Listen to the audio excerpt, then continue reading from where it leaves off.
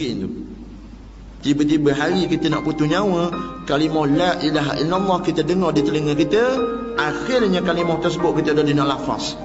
Berdebar ni hanya Allah Ta'ala je tahu. Pasal apa Allah Ta'ala kunci tu lidah tu? Pasal apa Allah Ta'ala beri berat tu lidah nak sebut kalimah tu? Di antara dia, kenapa? Muderhaka kepada mak dan ayah. Sini muslimat ada buat slide apa, lepas ni telefon balik. Sudahlah, saya pesan saya muslimat dengan mak dengan ayah dia tolong dia. Ada sumbing sikit-sikit apa tolak tepi dah. Pasal apa? Dah dia mati dah tak guna dah kita nak baik. Habuang sekarang tengok hidup ni kalau kita nak baik pun. Hari ni ni kalau kita ada mak kita tu tua, mak kita tu sakit dan dia pilih untuk duduk dengan kita, muslimat, tu bukan satu beban itu bukan satu taklif, bahkan ia adalah satu tashrif. Mak kita nak duduk dengan kita tu, dia bukan satu taklif, dia satu tashrif, dia satu kemuliaan. Pasal apa? Between di antara anak-anak dia tu, dalam 8 orang 9 orang, cuba kita tanya dia kita, kenapa mak nak duduk dengan aku? Muslimat, orang jadi mak dia suka dia pandang. Dia suka kita ni dia pandang. Bukan kata dia tak beraya anak dia ni, beraya.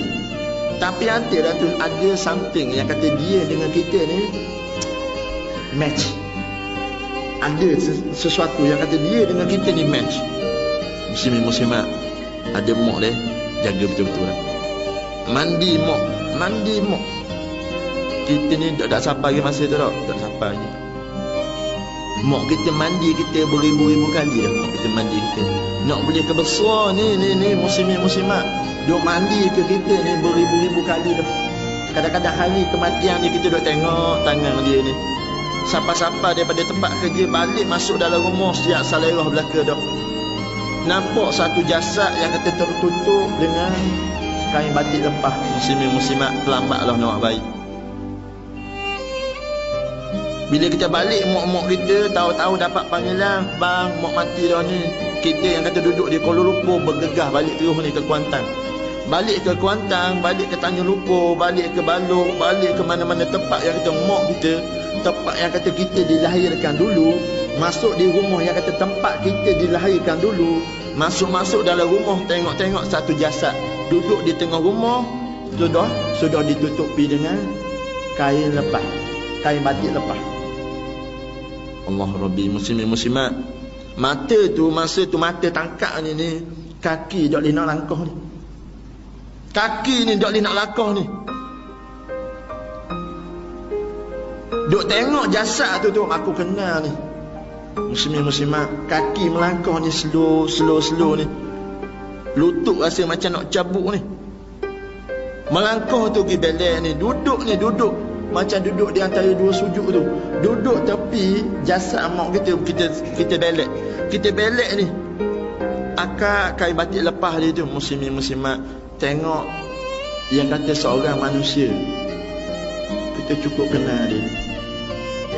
Dengan umur aku sekarang 33 tahun, dengan umur aku sekarang 36 tahun, dengan umur aku sekarang 37 tahun, dengan umur aku sekarang 40 tahun, dengan umur aku sekarang 55 tahun, dengan umur aku sekarang 67 tahun. Muslimat, orang tua ni aku kenal. Siapa dia ni? Inilah mak aku. Inilah mak aku. Kita raba tangan dia ni. Tangan yang kata duduk di atas dada tu kita raba ni. Muslimat, tangan ni dulu penuh suap makanan di dalam mulut kita. Ni tangan yang pertama yang suap makanan masuk dalam mulut kita ni tah ni. Ni tah tangan ni. Besar jasa Allah Ta'ala je tahu. Ni tangan, walau kita tengok tangan hari ni kaku sejuk dah, tapi tangan ni dulu pernah pegang aku dulu ni.